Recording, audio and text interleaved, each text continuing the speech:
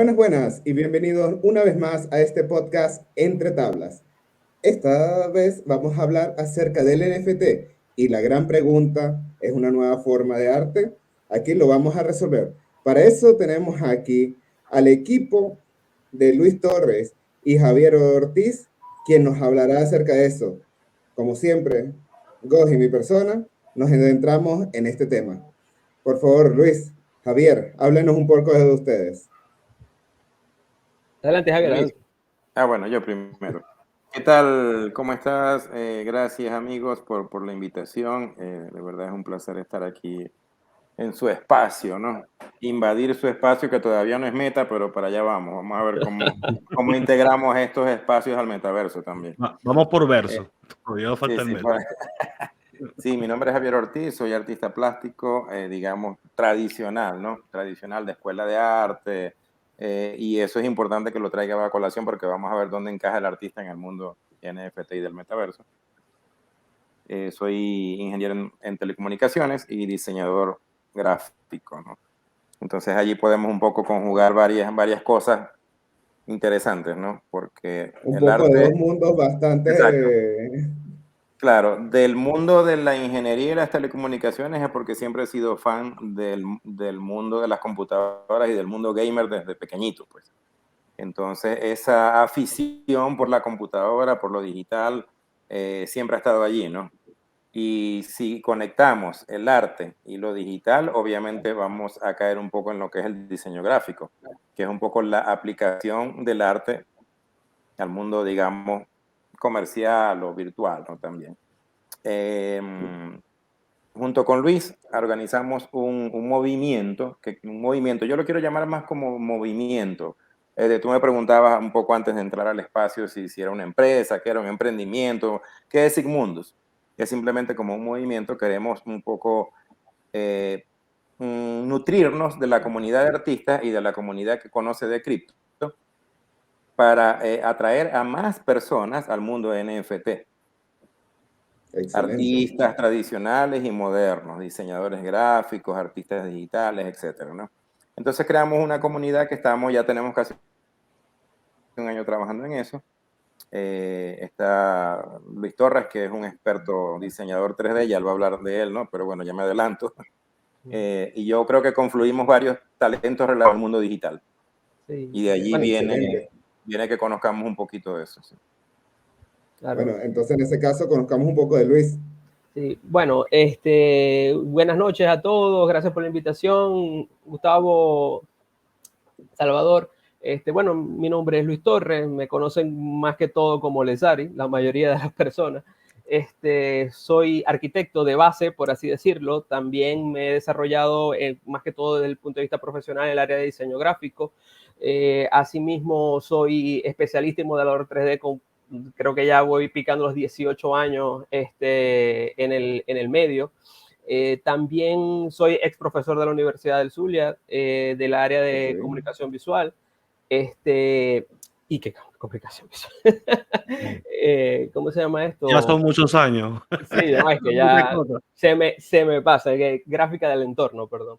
Y estoy relacionado, bueno, soy el fundador de CMYK, que es como un colectivo que hemos estado tratando de empujar, que está formado, tiene la orientación a una escuela de diseño, porque damos cursos, hacemos talleres, cierta cantidad de cosas, pero últimamente nos hemos convertido más en un grupo de personas que intercambian ideas desde el punto de vista artístico, tratamos de hacer alguna charla, siempre estamos relacionados con el ambiente universitario porque es algo que es innato de CMYK, algo con lo que decidimos arrancar, y como dice Javier, tenemos este nuevo colectivo que es Sigmundus NFT, donde está Javier, y estamos tratando de integrar a otros artistas, como es el caso de Daniela Trujillo, que también estamos por allí integrándola con nosotros y para empezar a sacar nuevas piezas, nuevos productos. Y bueno, la idea es que estamos bastante enganchados en todo este mundo de los NFT. Excelente, bueno, hemos hablado y hemos nombrado en los últimos minutos el término NFT muchísimo. ¿Qué es el NFT? Bueno, las siglas en sí se entienden como Non-Fungible Token, que es un token no fungible. Pero esto en idiomas humanos no tiene ningún sentido. Por favor, alguien que me explique cómo se come esto, de qué va. Sí, bueno, mira, esto del NFT, mucho de lo que te vas a encontrar en el mundo NFT no viene de una traducción directa de lo que explica la palabra. Por ejemplo, cuando hablamos de metaverso, también vamos a hablar de qué significa eso y por qué le pusieron metaverso. Igual lo de non-fungible token, a alguien se le ocurrió decir, bueno, non-fungible token es un token, valga la redundancia, es decir, una criptomoneda viene de las criptomonedas directamente. Para entender qué es, tenemos que regresar un poco al concepto de las criptomonedas. Las criptomonedas, ¿qué son? Son cadenas de bloques, son códigos que parten de un algoritmo. Son códigos que pertenecen y tienen su propio ecosistema, su propio blockchain, se llama bloque de cadenas. Bitcoin fue el pionero en este sentido. Es un token, tiene su propio ecosistema, su propio blockchain. Pero luego viene Ethereum, que es la segunda criptomoneda más fuerte del mercado. A raíz del Ethereum se crearon, gracias a la forma como fue diseñada, la manera de hacer un smart contract, un contrato inteligente en ese blockchain. Dijeron, bueno, ya no es solamente blockchain o bloques de cadena que están rodando en el internet, sino que vamos a hacer que le podamos adjuntar una metadata. Una metadata, como cuando tú tomas una fotografía con tu cámara, viene con una metadata allí, ¿no? Con la información a EXIF. Bueno, eso, vamos a adjuntar una metadata a cada bloque de la cadena de Ethereum y podemos hacer que sea enriquecido. Vamos a hacer que tenga capacidad para que tú le puedas adjuntar audio, video y un montón de temas multimedia. De allí salió la idea originalmente de los NFT. Es decir, esa media digital que yo le adjunto un bloque de cadenas y ahora vive en ese blockchain, ¿cómo le ponemos? Bueno, es un token, pero es un token que no vamos a consumir. Es como algo que vive en el ecosistema, pero no es una moneda transaccional. No se va a consumir, no se va a gastar. Y de ahí dijeron, bueno, sería un token no fungible. Pero si te pones a ver, ningún token en cierta forma es fungible porque tú no lo estás quemando. Después vino el término de la quema de criptomonedas. Eso es otra cosa bien complicada y bien profunda. Pero dijeron, esto no se va a consumir, simplemente se va a cambiar de manos. Sí, se compra y se vende. O sea, se termina convirtiendo en un activo.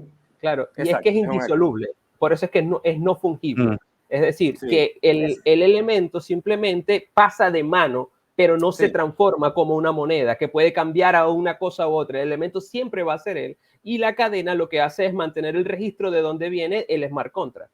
Sí, ahí es importante eso que comentas, porque una moneda, eso, tú la usas para transaccionar, pero una moneda son suma de fracciones.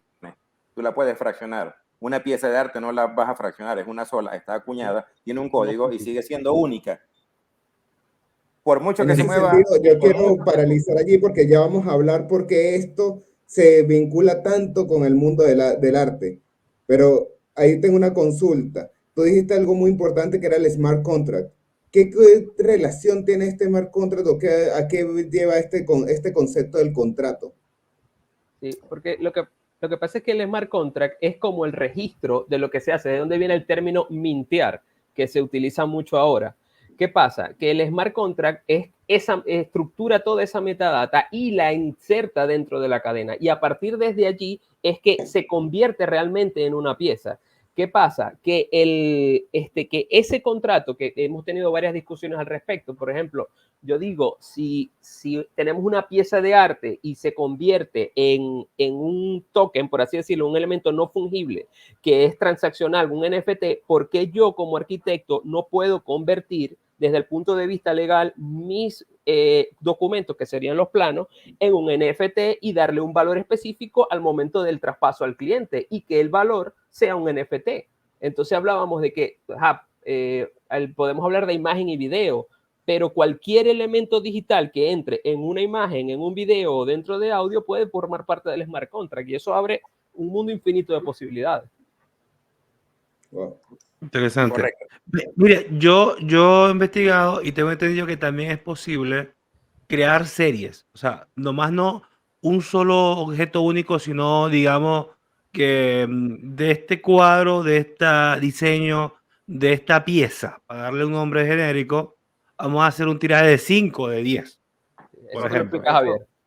Eso no es Ok. nuevo, eso en el arte siempre ha existido. Es decir, tú cuando estudiabas, por ejemplo, o hacías serigrafía o grabado, tú producías una matriz y sacabas copias y las enumerabas a mano y ponías una de 100, dos de 100, tres de 100, 100 de 100. Es decir, tú hacías una serie y tú le ponías un precio a cada una de las copias firmadas por el artista, ¿no? Es decir, eso siempre ha existido, es una serie.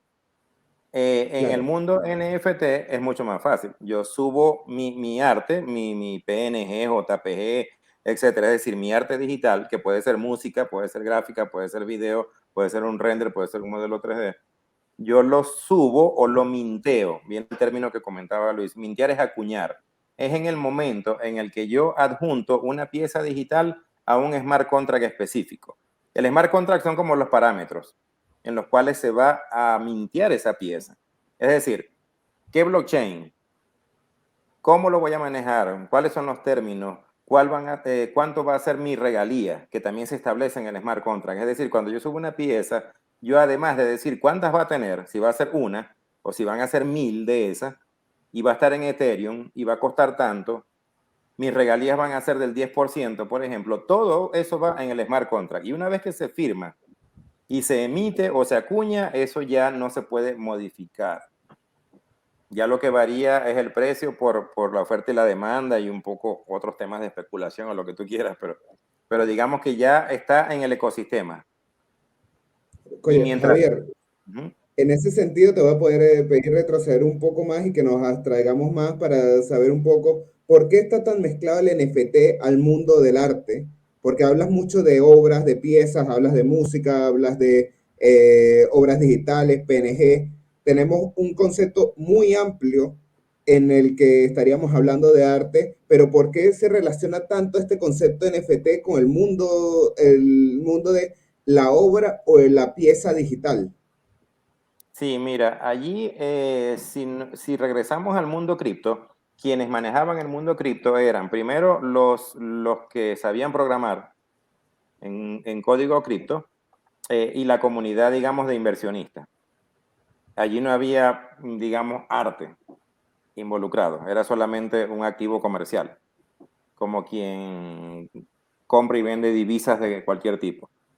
Con este invento digamos, con este desarrollo de los smart contracts en el cual tú puedes ya adjuntar una pieza de producción digital, ya sea audiovisual, visual, como te digo, puede ser una obra gráfica, puede ser música, puede ser video, puede ser un render. Desde que se pudo hacer ese smart contract, desde que se pudo integrar una metadata multimedia enriquecida al blockchain, se abrió un mundo de posibilidades a los artistas, porque ¿quiénes hacen piezas gráficas? Los músicos hacen música y eso es un NFT. Tú puedes convertir una pieza musical en un NFT si lo minteas, si lo acuñas en un blockchain específico.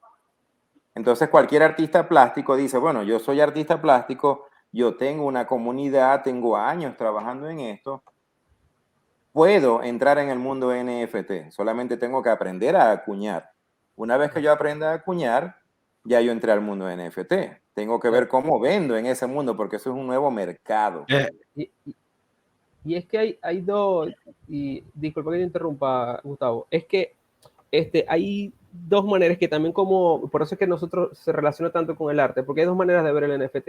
Por una parte está el mercado de masas, el que se hace por volumen, o sea, son logaritmos que entran en programas como Photoshop y simplemente hacen un shuffle de una determinada cantidad de gráficos y con eso se arman un NFT y sacan colecciones por 10.000. O sea, volumen gigantesco. Pero está el 1 a 1, que es el que nosotros trabajamos. ¿Qué pasa? Que en el arte 1 a 1 o el NFT 101 se maneja como si fuese realmente el mundo del arte. Hay curaduría, por lo menos en este momento Javier tiene una pieza en el NFT Liverpool, bajo curaduría. ¿Qué pasa con eso? De que la realidad es que existen estos mercados de donde nadan las ballenas, estos estanques donde nadan las ballenas, y ellos se manejan con algo que se llama white list. Los white list son como una prioridad de compra que tienen dentro de estos mercados.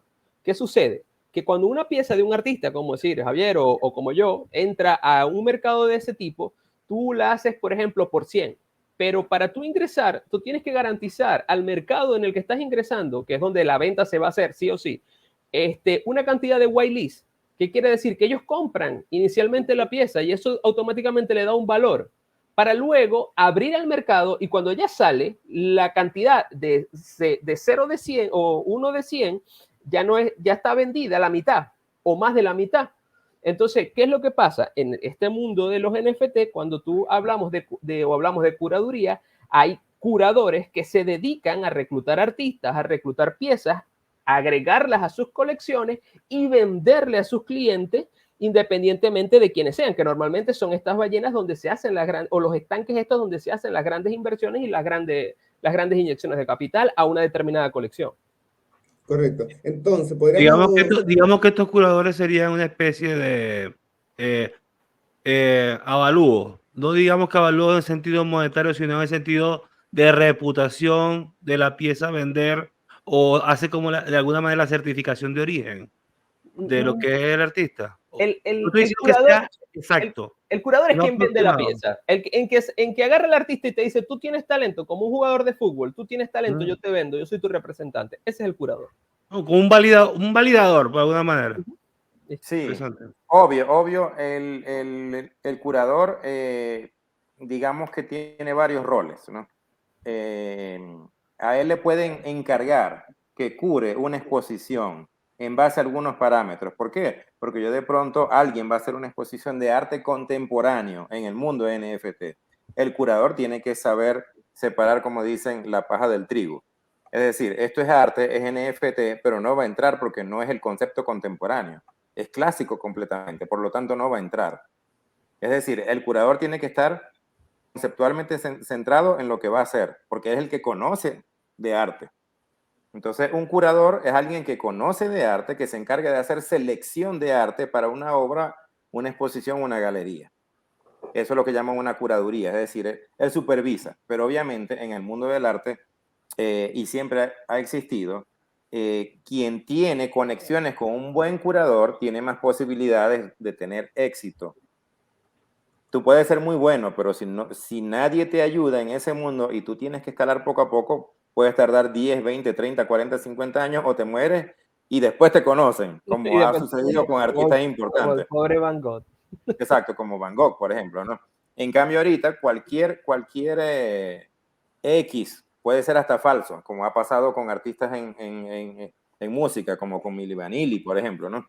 Es decir, Al dice, este es el mejor artista NFT ahorita, y lo lanzan y vende todo, el primer día, en segundos, porque alguien lo dijo.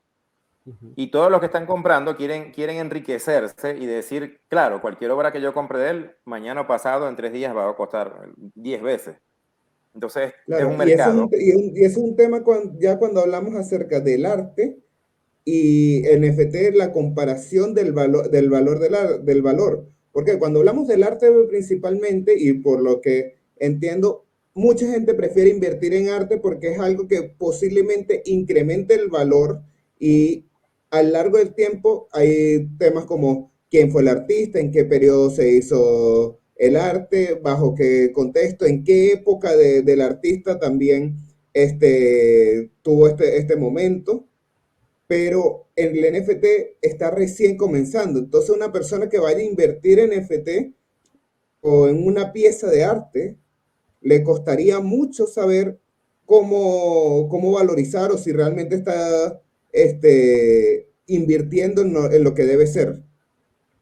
Esa es la comparativa que tuviéramos en este momento. Es que como hablamos al principio, hay dos mercados. O sea, porque está el mercado del arte, pero está el mercado de volumen. Por ejemplo, yo tengo muchos alumnos, fui por bastante tiempo profesor de diseño gráfico, que todavía se conectan conmigo a decirme, y bueno, con Javier, porque nos hemos como que incluido en la comunidad de CMYK para hablar de eso, de que les piden piezas por cantidad, de un determinado, que si hacen un personaje y tiene varios ojos, varias bocas, varios oídos, varias tal, y ellos no saben cómo cobrar, no tienen la idea, porque a ellos como artistas lo que le están pidiendo es las piezas desarmadas, no le están pidiendo un NFT. Entonces, ¿qué pasa con eso? Que ellos no figuran como artistas. Entonces, ¿cuál es el problema con eso? Bueno, de que ellos venden eso, luego quien lo compra simplemente hace un shuffle de todas las piezas que ellos hacen con un logaritmo y los vende como un NFT. X artista, X empresa, X organización, X grupo, bla, bla, bla, bla. Entonces, ¿qué pasa con eso? Que entonces como que el concepto del artista se pierde. Por eso te digo, son dos mercados diferentes. Está el mercado que se maneja como se maneja el mercado del arte y el mercado de las masas. Entonces tú preguntas, ¿en cuál invierto? Bueno, los precios del arte son altísimos. Mientras que en el mercado de las masas tú puedes ir creciendo paso a paso. Son cosas totalmente, o por lo menos como yo lo veo, son cosas totalmente diferentes. Ok, ¿y qué podría garantizar la originalidad de la pieza? Ya, mira, buena pregunta, porque sí, porque la gente dice, es que con el NFT ahora vamos a garantizar que la pieza que yo tengo es original. No tiene mucho que ver realmente. Lo único que te garantiza el NFT es que la persona que lo acuñó fue, digamos, como que el autor del minteo, de la acuñación, no necesariamente de la pieza del arte. Es más, hay problemas de plagio también con eso ahorita, y eso siempre lo ha habido en el arte tradicional también, ¿no? Es decir, solamente garantiza en qué momento se acuñó, no garantiza que tú fuiste el creador de la obra. Hay mucha confusión con eso, porque dicen, me estafaron, yo compré una obra, un NFT, suponiendo que el blockchain me iba a garantizar que yo estaba comprando la original. Pero resulta que la compré de un artista que se estaba haciendo pasar por otro artista que lo había acuñado tiempo atrás y lo estaba vendiendo en otro mercado. Es decir, realmente no te garantiza. Tú tienes que hacer tu investigación cuando compras una obra de arte, ya sea Por eso real, por eso sería importante tradicional. comprarlo a estos curadores, a estas, digamos, estas galerías que están certificadas, tienen de alguna Sí, manera algún exacto. certificado de origen, alguna validación de Exacto, lo que es mira, el producto. hay un problema muy serio en el mundo de NFT. El mercado más grande de NFTs ahorita se llama OpenSea. Es un sitio, OpenSea.com, mar abierto, OpenSea.com. Allí se transaccionan millones de dólares al día en piezas NFT. Dicen, y lo comentan mucho en Twitter, que el 80, casi el 90% de lo que se mueve en OpenSea es material de estafa, de scamming. Gente que se hace pasar por otro, gente que se copió artistas por aquí y por allá, son cuentas falsas, es una locura total. Compartamos la Que, pantalla para que se vea la página. que tendrá que autodepurarse, ¿no? Eso es una cosa que estamos, digamos, como que está pasando por un momento álgido de crecimiento abrupto. Eso en algún momento tendrá que autodepurarse. Y es que la realidad es que estamos en el early o en el amanecer de los NFT. Entonces, el caos es normal. Es ¿Qué un caos pasa? terrible, sí. Sí, pero que no voy a hablar de mañana, de pasado, porque no estoy hablando del desarrollo, estoy hablando de cómo el mercado se relaciona. En unos 5 años, 10 años, y se irá refinando poco a poco hasta que lleguemos a una cierta estabilidad, como le pasó a las criptomonedas. Porque realmente en este momento, como es el amanecer, todos quieren participar, todos quieren aprovechar y todavía los métodos no están totalmente pulidos. Y ahí es donde está el problema. Me gustaría adentrarme en un punto también que hace mucha similitud, el tema del NFT con los videojuegos, ¿ok? Porque ya aquí estamos hablando de que no solamente es arte, sino es un arte que se empieza a cobrar por microtransacciones y empieza a tomar un valor mucho más fuerte en lo que es o sea, el comercio electrónico. Ya los artistas empiezan a vender a estas grandes fábricas. Entonces, ¿por qué se relaciona tanto los NFT, videojuegos y un valor financiero que está en constante crecimiento por cada pieza. Fíjate una cosa, ¿no? La realidad es que esto de las microtransacciones, para el que es gamer, es algo normal. Y no normal de hace un año, sino normal de hace 15 años. ¿Por qué? Bueno, porque los objetos, los ítems, siempre han tenido un valor. Solo que ahora, cuando un ítem se genera, o un AXI, por ejemplo, ese AXI forma parte del blockchain, tiene un smart contract, y desde ahí viene todo un proceso que lo lleva a él a existir. Como él es indivisible, puede pasar de mano en mano.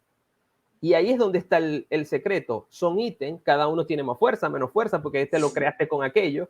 Y el proceso de minteo, que es lo que estábamos hablando, tú sabes que mintear es cuando se genera el proceso que crea el contrato. Eso tiene un valor monetario, que puede variar inclusive por la hora del día que lo hagas, a la hora que lo hagas. Entonces, ¿qué pasa? Un AXI es un ítem o es una criatura en un mundo, ¿verdad? Y él tiene un valor y con unas especificaciones que le dan cada vez más valor. ¿Por qué? Bueno, porque tiene más fuerza, porque tiene más no sé qué, etcétera, etcétera, etcétera. Entonces, eso comenzó a ser parte de la estructura que siempre ha existido en las microtransacciones de los juegos.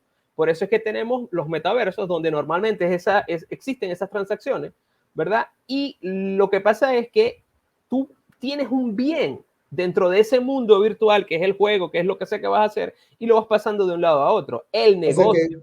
O sea que, ya, a ver si entiendo bien. Estamos hablando que si está en un juego, hablaríamos de la espada de Excalibur, por darte un ejemplo. Estamos hablando que es una única espada que estaría en todo el juego y esa es la espada que estaría tomando valor. Pero no única en todo el juego, no hemos llegado a eso todavía. Vamos para allá.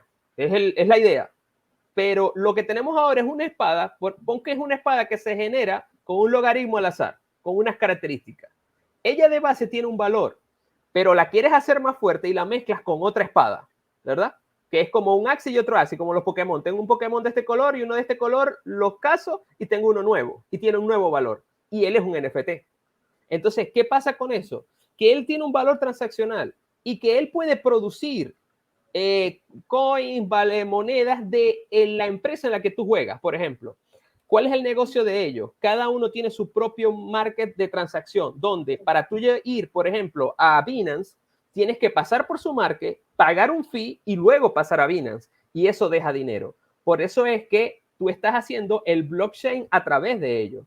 ¿Qué pasa? Que mucha gente, aquí en Venezuela, es uno de los casos más comunes, el dinero que llegaban a hacer, porque ya no, por la caída de las criptomonedas fue muy brutal para ellos, podía sacar una persona que jugaba 3, 4 horas al día, alrededor de entre 400 y 600 dólares, solo generando monedas del juego con un determinado AXI. Pero es que tú para entrar tenías que comprar un AXI muy sencillo que podía costar 400 dólares o el paquete de los AXI. Pero para tú ser competitivo tenías que pagar 1.500, 2.000 dólares para tener un AXI que realmente funcionara. Y luego desde allí producir con él la moneda y cambiarla de mercado. Y al cambiarla de mercado pagabas tu fee y tenías tu dinero en Binance, por ejemplo, que es el más común en este momento.